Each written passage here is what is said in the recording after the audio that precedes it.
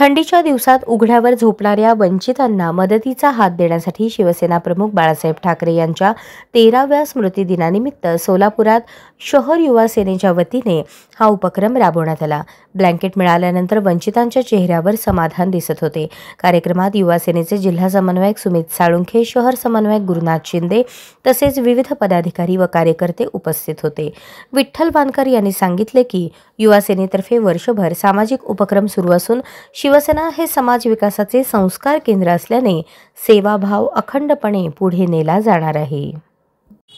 वंदनीय शिवसेना प्रमुख स्वर्गीय बाळासाहेब ठाकरे यांचा आज 13वा स्मृतिदिन आहे। या स्मृतिदिनानिमित्त शहर युवा सेनेच्या वतीने आज आपल्या सोलापूर शहरातील सिद्धेश्वर मंदिरालगत असलेल्या अनेक निराधारांना आणि गरजूंना ब्लँकेट वाटपचा कार्यक्रम या ठिकाणी घेण्यात आलेला आहे। निश्चितच सांगायला आम्हाला आनंद वाटतो।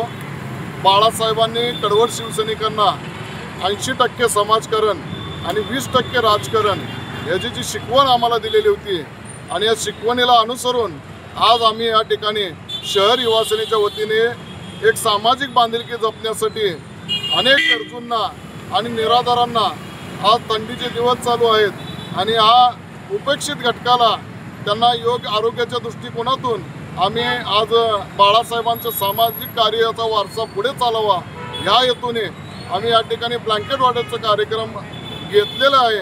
यापुढे देखील काळात शिवसेना ह्या वंचित घटकासाठी, निराधारासाठी आणि जनसामान्य लोकांच्या न्याय हक्कासाठी त्यांच्या अडीअडचणीला नेहमी धावून येईल याची ग्वाही आम्ही निमित्ताने देतो आणि या ठिकाणी